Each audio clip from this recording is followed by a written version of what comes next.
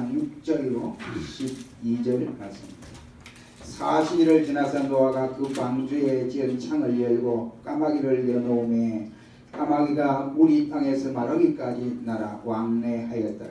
그가 또 비둘기를 내어놓아 지면에 물이 감한 여부를 알고자 하며 온 지면에 물이 있으므로 비둘기가 접촉할 곳을 찾지 못하고 방주로 돌아와 그에게로 오는지라. 그가 손을 내밀어 방주 속 자기에게로 받아들이고 또 7일을 기다려 다시 비둘기를 방주에서 내어놓음에 저녁 때에 비둘기가 그에게 돌아왔는데 그 입에 감난 새 잎사귀가 있는지라. 이에 노아가 땅에 물이 감한 줄 알았으므로 다같이 있습니다. 또 7일을 기다려 비둘기를 내어놓음에 다시는 그에게로 돌아오지 아니하였더라. 아멘. 봉독한 말씀을 통해서 이 시간에는 까마귀와 비둘기가 주는 교훈이라는 말씀으로 잠시 은혜를 받기를 원합니다. 오늘 본문을 살펴보면 노아가 홍수가 거친 후에 밖의 상황이 어떠한가 상태를 알아보기 위해서 까마귀와 비둘기를 밖으로 내보내는 장면이 기록되어져 있습니다. 홍수가 시작된 지 150일이 지난 후에 방주가 아라랏산에 머물렀다라고 말씀을 합니다. 그리고는 점점 물이 감하여서 약 석 달이 지난 후에 10월 1일 내에 산들의 봉우리가 조금씩 드러나기 시작을 했다고 했습니다. 그로 인하여 40일이 지난 어느 날 노아는 방주의 창을 열고 물이 감한 여부를 알기 위해서 까마귀를 내어보냈습니다. 그런데 까마귀가 돌아오기를 기다렸는데 노아가 기다리고 까마귀는 돌아오지 않습니다. 그래서 노아는 기다리도 못해서 다시 비둘기를 밖으로 내보내게 되었습니다. 그런데 비둘기가 이제 내보내는데 이 비둘기가 다시 돌아오는 이러한 모습을 보게 됩니다. 그때 노아가 생각하기를 아직도 물이 완전히 빠지지는 않았구나. 우리가 방주 뚜껑을 열고 나갈 수 없구나 하는 것을 깨닫게 되어진 겁니다. 그리고 노아는 7일 후에 다시 비둘기를 내보냈습니다. 날아간 비둘기는 하루 종일 이곳저곳을 날아다니다가 해가 저물 때가 되어서야 새로이 돋아난 감남새 잎을 입에다 물고 방주 쪽으로 날아 돌아왔습니다. 이는 물이 빠진 여부를 노아에게 알려주는 이러한 상황입니다. 그때 노아가 아직도 우리가 뚜껑을 열고 나가서는 아니 되겠구나 생각하려고 다시 7일을 기다린 후에 비둘기를 날려보냈습니다. 그런데 비둘기는 그때 돌아오지 아니했더라고 했습니다. 그 이유는 이제 비둘기가 방주 속으로 돌아올 아무런 이유가 없었기 때문에 그러한 것입니다. 그는 마음대로 날아다닐 수가 있고 자기 마음대로 세상에서 물이 빠진 상황에서 살아갈 수 있기 때문이라고 생각합니다. 그래서야 노아는 방주 뚜껑을 열고 모든 짐승들이 다 나오고 그는 방주 위에서 나와서 하나님 앞에 먼저 번제를 드리는 모습을 볼 수가 있습니다. 우리는 이 상황 가운데서 말을 하지 못하는 까마귀와 비둘기, 이 말 못하는 이와 같은 새들이지만 이 두 가지 새들을 통해서 오늘날 이 세상에도 까마귀와 같은 신자가 있고 비둘기와 같은 신자가 있다 하는 사실을 깨닫게 되어집니다. 그러므로 오늘 본문을 통해서 간략하게 까마귀와 비둘기가 우리에게 주는 교훈이 뭘까 하는 말씀으로 잠시 생각하기를 원합니다. 첫째로 까마귀와 같은 신자는 대간일 어떤 신자냐 하는 것입니다. 그 신자는 어떤 신자냐? 은혜를 알지 못하는 사람이 까마귀와 같은 신자다 이러한 말씀입니다. 까마귀는 방주에서 나가는 즉시로 다시는 그가 방주로 돌아오지 아니했습니다. 방주에서 내보낼 때 노아의 마음은 바로 그 까마귀가 세상 모든 상황 여부를 알아서 돌아오기를 생각했는데 마침 방주에서 날아간 이 까마귀는 보니까 온통 이 세상이 썩은 나무 토막 투성이고 그리고 여기저기에 썩은 시체들이 절비하여 있었습니다. 그래서 자기 생활에 푹 빠져서 정신이 없었고 방주에서 애타가 기다리는 노아의 마음은 온데간데도 없어지고 또 그동안 방주에서 함께 150일 동안에 함께 살았던 저들의 새들의 종류나 짐승들 종류도 전혀 생각하지 아니하는 모습을 볼 수 있습니다. 그래서 까마귀는 이제 됐다. 이제 나는 살았다. 지긋지긋한 방주 속에서 이제 살지 않아도 됐다. 남들이 어떻게 생각하든 간에 나만 좋으면 된다. 이런 생각으로 이와 같이 일관했다라고 생각할 수 있습니다. 생각컨대 이러한 것들은 뭐냐? 자기의 실속만 챙기는 새였다. 이란 말입니다. 까마귀는 누구 때문에 이와 같이 살았고 누구 때문에 방주 속에 들어가서 다 세상이 멸망을 당하는데 살았으며 누구의 이와 같이 은혜로 이렇게 살았던가 하는 것을 기억하지 못하는 새였다고 할 수 있습니다. 그래서 일반적으로 오늘날에도 이 까마귀를 일러서 건망증 환자를 일러서 까마귀와 같은 사람이다 라고 말을 하고 있습니다. 그래서 로마 사람들은 까마귀를 건망증으로 취급을 했고 우리나라 사람들도 흔히들 잘 잊어버리는 사람, 이런 사람이 너 까마귀 고기 먹었냐? 이렇게 말을 하는 경우임을 볼 때에 까마귀는 건망증이라고 하는 것을 상징하고 있다고 할 수 있습니다. 노아가 방주 속에서 까마귀에게 먹이를 주는 시간에 이와 같이 똑같이 먹이도 먹고 또 선택받은 것만 해도 얼마나 고맙고 감사할 일인데 이 은혜를 외면해버리는 새였다라고 할 수 있습니다. 그래서 대부분의 성경학자들은 이 까마귀의 행동을 빌려서 바로 은혜를 배반하고 세상으로 나가는 성도들의 예표를 말씀하고 있다라고 해석을 하고 있습니다. 이러한 현상은 노아 시대의 까마귀들만 말하는 것이 아니라고 생각을 합니다. 오늘날에도 많은 교인들이 하나님의 은혜를 받고 그 은혜에 감사 감개하여 자기도 몸을 가눌 줄 못할 정도로 이렇게 표현을 하더라도 오늘날 그 은혜를 다 잊어버리고 세상을 향해서 나아가는 신자를 예표한 것이라고 생각합니다. 본인이 답답하고 안타까울 때는 하나님 살려주십시오. 하나님 이분만 내게 살려주시고 이분만 회복시켜 주시면 이제 하나님 뜻대로 살겠습니다. 교회를 위해서 충성하고 봉사하고 그 어떤 일이 있어도 주님을 기쁘게 하며 살겠습니다 라고 소원을 해놓고 하나님이 그 은혜를 채워주었더니 그 은혜를 잊어버리고 이제는 뭐 내가 하나님 안 섬겨도 되겠구나. 왜? 내 일이 잘 돼 있고 또 그동안 우리 자식들이 잘 돼 있고 먹고 사는데 지장이 없고 오늘 이 시대가 많이 변했는데 누가 하나님을 섬기며 살 수 있겠는가 하고 이와 같이 하나님을 외면하고 세상을 향하여 떠나버리는 신자의 모습이라고 할 수 있습니다. 한마디로 말하면 하나님의 은혜를 배반하는 신자다라고 할 수 있습니다. 저는 이 설교를 준비하면서 성도들이 하나님의 은혜를 배반하고 나가는 것도 안타깝지만은 이 은혜라고 하는 이것을 은혜라고 하는 이 사실을 가지고 은혜를 받은 목사들조차도 은혜를 지버리고 제갈 길로 가버리는 이러한 경우들이 허다히 많았어요. 그래서 교인들만 나무랄 것이 아니고 제일 문제는 목사들이 문제구나. 은혜를 잊어버린 목사들이 문제구나. 이렇게 생각한 적이 있습니다. 진정한 회개는 떠났던 하나님께로 돌아오는 것입니다. 은혜의 현장으로 돌아오는 것입니다. 받은 은혜에 대한 보답이라고 할 수가 있습니다. 떠나는 것은 바로 죽음을 상징하고 있습니다. 마치 아버지 곁을 떠나는 탕자와 같은 것이다 라고 할 수 있습니다. 사랑하는 성도 여러분, 우리들 중에는 까마귀처럼 건망증이 심한 사람이 있습니까? 육신적인 건망증은 제가 말하는 것이 아닙니다. 여기서는 영적인 건망증을 말씀하고 있습니다. 하나님의 은혜를 잊어버리는 까마귀와 같은 성도가 되어서는 안 된다. 이란 말입니다. 비둘기나 까마귀의 노아의 방주는 은혜의 보금자리입니다. 그가 살아갈 수 있었던 하나의 근거지가 바로 방주였다라고 할 수 있습니다. 어떻게 그 은혜를 잊어버리고 살 수가 있겠습니까? 우리가 어찌 하나님의 은혜를 잊어버리고 살겠습니까?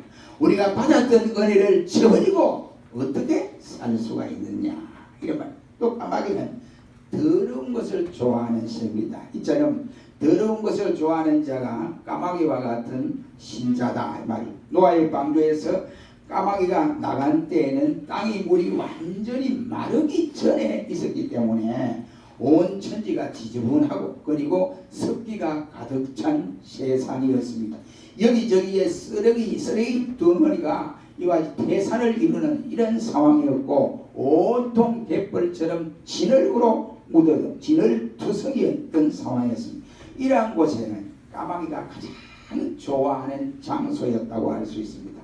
까마귀 원래 본성이 깨끗하고 알면은 이와 같이 밝은 것보다는 음울하고 또 어두운 냄새나는 것을 더 좋아하는 것이 까마귀의 본성입니다. 그래서 까마귀를 우리 성경은 부정한 새라고 이렇게 다루고 있습니다.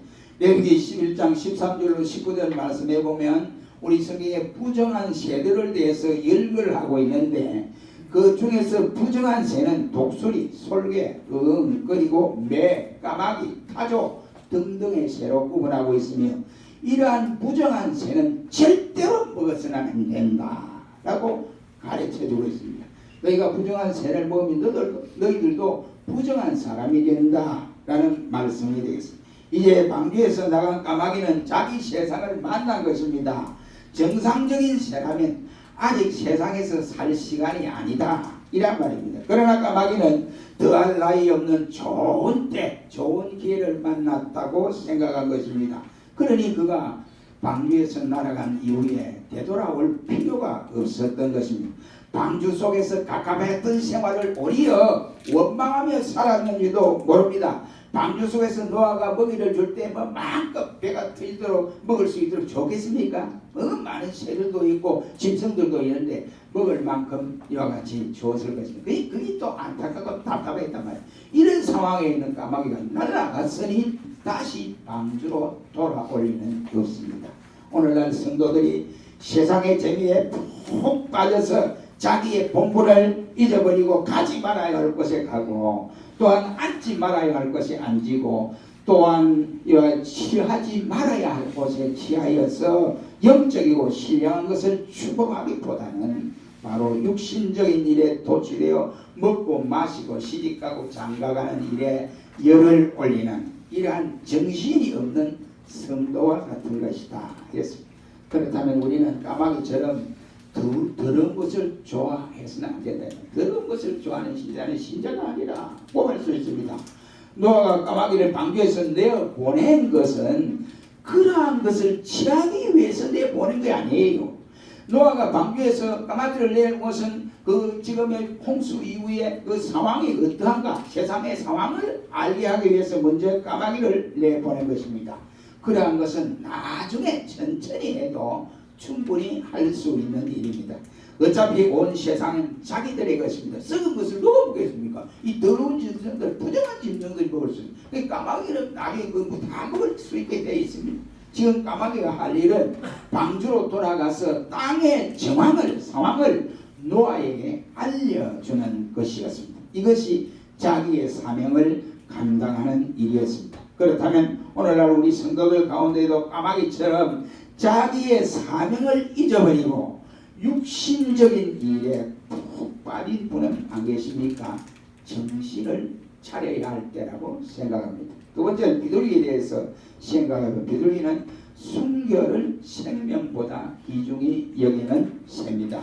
방주 속에서 나온 비둘기가 온 천지를 돌아다닙니다. 다시 방주로 돌아오는 것은 세상에 온통 쓰레기 덩어리고 시체들 뿐이기 때문에 썩은 냄새가 여기저기서 풍겨나기 때문에 그가 더럽고 지저분한 상태에 있는 세상에서 안주하며 살아갈 수 없기에 그는 다시 방주로 돌아오게 된 것입니다.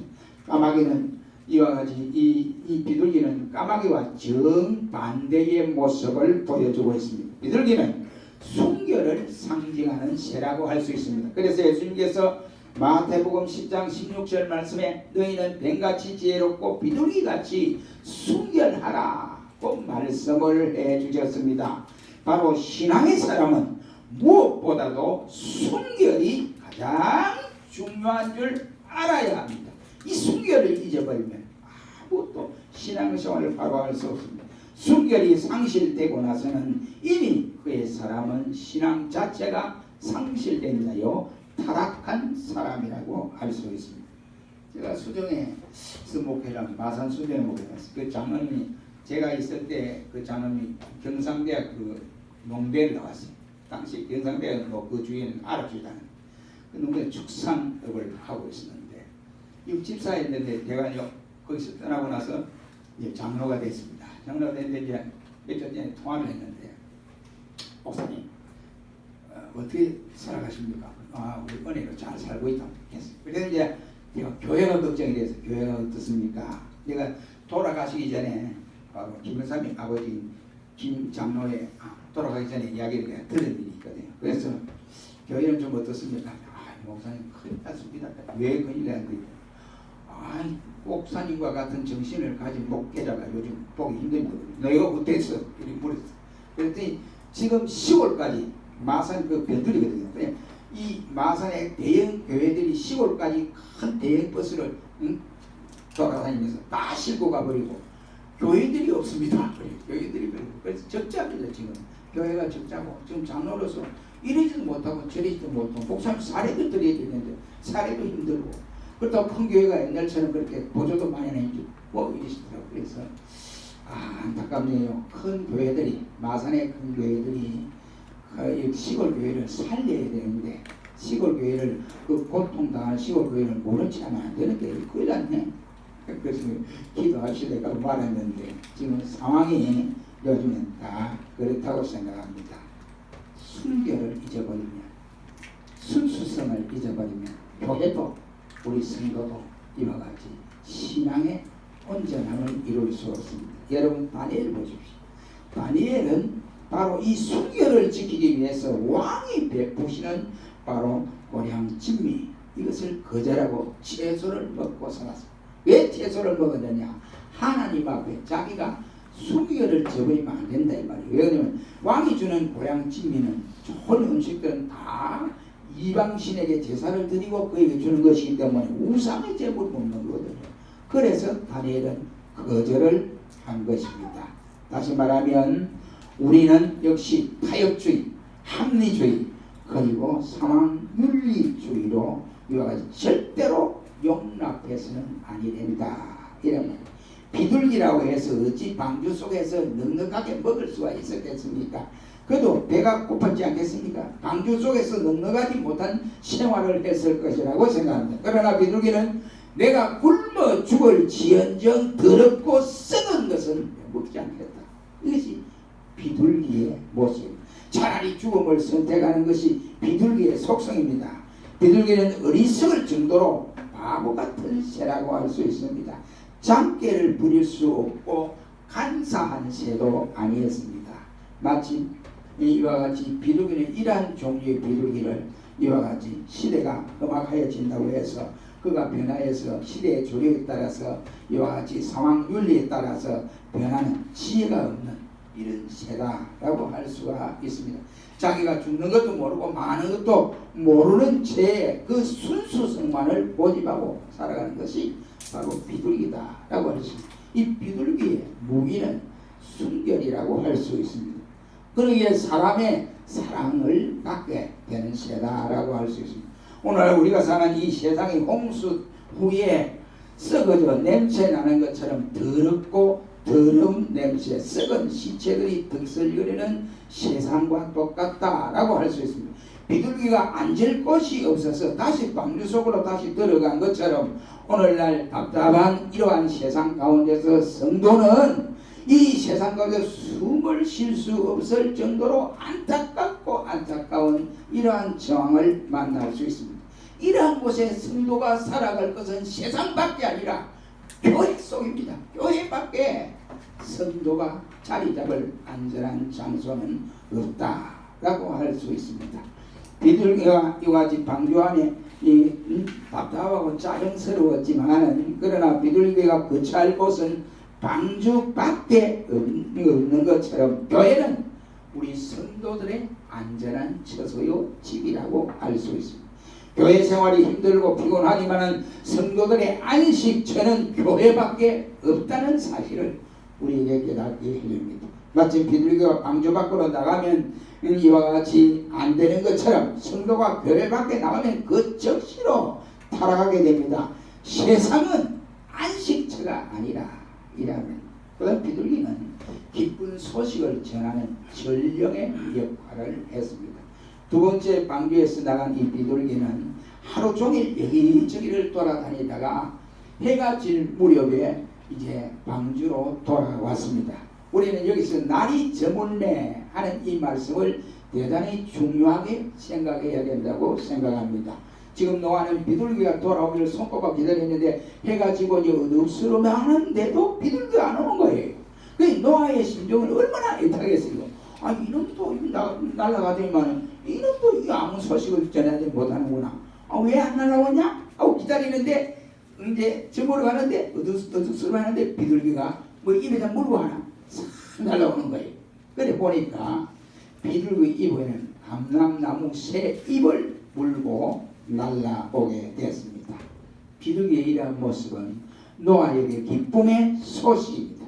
이제는 방주에서 나와도 된다고 하는 해방의 소식이요, 그리고 구원의 소식입니다. 비둘기는 노아에 있어서 구원의 소식이요 해방의 소식을 전하는 전령의 역할을 한 것이다 라고 할 수 있습니다.